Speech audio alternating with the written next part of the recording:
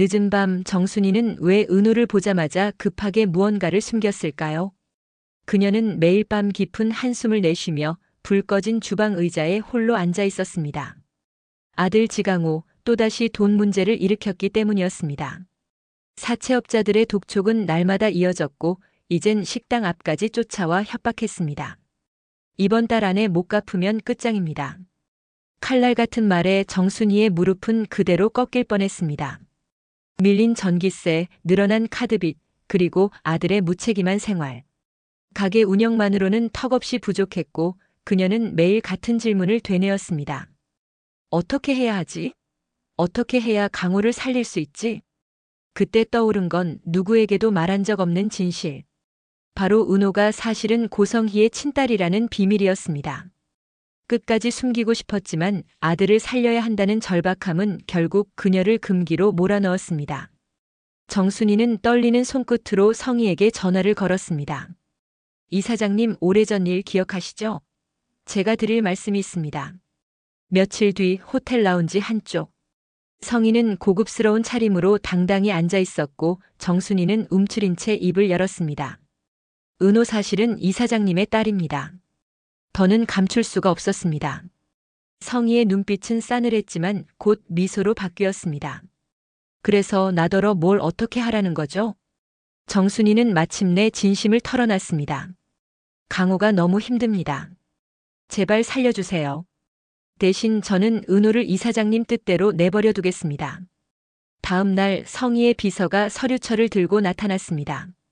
커튼이 내려진 호텔 스위트룸, 테이블 위에는 두툼한 종이 뭉치가 놓였습니다. 비공개 합의서.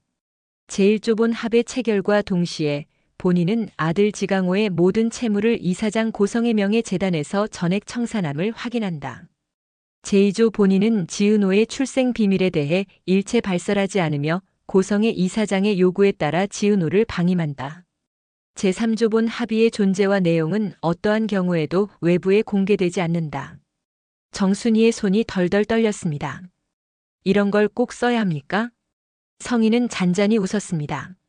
세상 일은 문서로 남겨야 확실해요. 약속은 언제든 뒤집힐 수 있지만 계약은 무겁죠. 정순이는 눈을 질끈 감고 서명했습니다. 그 순간 등골을 타고 흐르는 한기가 그녀를 감쌌습니다. 딸을 돈으로 팔아넘기는 서류에 이름을 새긴 순간 그녀는 스스로 돌이킬 수 없는 길을 택한 것이었습니다. 시간은 오래 그녀의 편이 되어주지 않았습니다. 은호는 창고 구석에서 낡은 상자를 발견했고 그 안에는 오래된 사진과 고성희의 이름이 적힌 서류가 있었습니다. 숨막히는 충격 속에 은호는 엄마를 다그쳤습니다. 엄마, 이게 뭐예요? 정순이는 눈물을 흘리며 고백했습니다. 은호야, 사실 넌 성희의 딸이야. 하지만 널 지키고 싶어서 숨길 수밖에 없었어. 그러나 그녀는 끝내 중요한 사실 하나, 바로 딸을 돈으로 팔았다는 진실만은 숨겼습니다. 하지만 비밀은 오래가지 못했습니다. 어느 날 술에 취한 정순이의 혼잣말이 지강호의 귀에 들어가고 말았습니다. 강호 때문에 내가 은호를 성희한테 팔아넘겼어. 얼굴이 굳은 지강호는 곧장 누나를 찾아가 폭로했습니다. 누나, 엄마가 널 돈으로 팔았어. 내 빚 막으려고 성희한테 널 넘겼다고. 순간 은호의 세상은 무너져 내렸습니다. 출생의 비밀보다 더 잔혹한 진실. 가장 믿었던 엄마가 결국 돈 때문에 자신을 거래했다는 사실. 엄마 날 팔았어? 정순이는 끝내 부정하지 못한 채 눈물만 흘렸습니다. 그 순간 은호의 마지막 믿음의 끈은 끊어져 버렸습니다. 그리고 그 자리에 지강호도 무너졌습니다. 누나 미안해. 나 때문에 이런 거래까지 하게 만든 거잖아. 내가 진짜 잘못했어. 그의 눈빛엔 처음으로 후회와 죄책감이 담겨 있었습니다. 지강호는 떨리는 목소리로 덧붙였습니다. 사실 친누나 아니라는 거.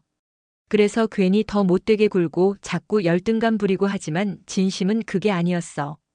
미안해, 누나. 은호는 눈물이 맺혔지만 차갑게 고개를 돌렸습니다. 강호야, 늦었어. 너무 늦었다. 정순이는 흐느끼며 아들을 끌어안았습니다. 은호야, 강호야, 모두 내 잘못이야. 내가 죄인이야. 그녀의 어깨는 끝없이 떨렸고 두 손으로 얼굴을 가린 채 주저앉았습니다.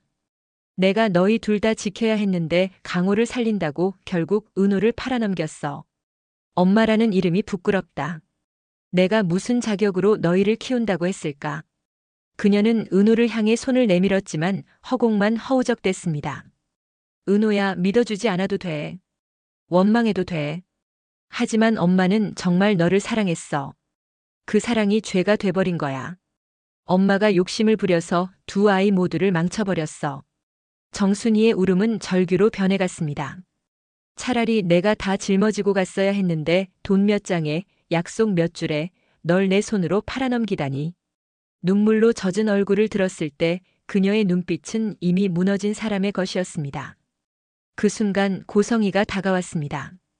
은호야, 이제 알았지? 내가 내 딸이라는 걸. 내 곁으로 와라.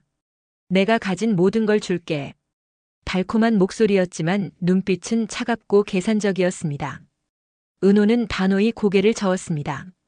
저는 제 이름으로 살 겁니다. 누구의 것도 아니에요. 그 대답을 들은 성희의 미소가 굳었습니다. 내 이름으로?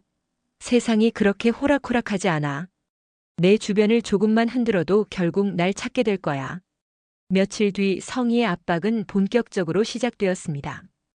은호의 카페 임대료를 2배로 올리게 만들고 인테리어 프로젝트 발주처에 은호를 불신하는 소문을 퍼뜨렸습니다. 압박 이사장의 숨겨둔 딸이라는 기사가 쏟아지며 은호의 사생활을 파헤쳤습니다. 성희는 은호에게 속삭였습니다. 너 이런 시선 오래 버틸 수 있을 것 같아? 가족도 무너지고 손님도 떠나고 결국 혼자 남게 될 거야. 하지만 내 곁으로 온다면 모든 게 해결돼. 은호는 굳게 입술을 깨물며 속으로 다짐했습니다. 아무리 힘들어도 저 여자 뜻대로는 살지 않겠다. 내 삶은 내가 지킨다. 재단 내부에서도 동요가 일었고 마침내 긴급 이사회가 열렸습니다. 회의실 공기는 살얼음판 같았습니다. 성희는 태연한 미소를 띠고 말했습니다. 저 아이는 제 딸입니다. 하지만 재단을 맡을 자격이 있는지는 여러분이 판단해야겠지요. 그리고 준비해온 서류를 내밀었습니다. 얼마 전 은호 씨가 맡았던 인테리어 프로젝트 공사비를 부풀리고 계약을 파기했다는 민원이 접수됐습니다. 회의장은 술렁였습니다. 정말입니까?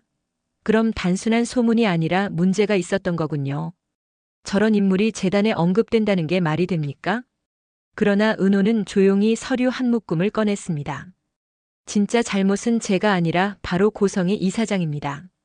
봉투 안에는 오래전 정순이와 성희가 주고받은 메모, 거액이, 오간, 계좌 내역, 그리고 딸을 넘기는 대가가 적힌 거래 기록이 고스란히 담겨 있었습니다. 플래시가 번쩍이며 기자들의 목소리가 터져나왔습니다.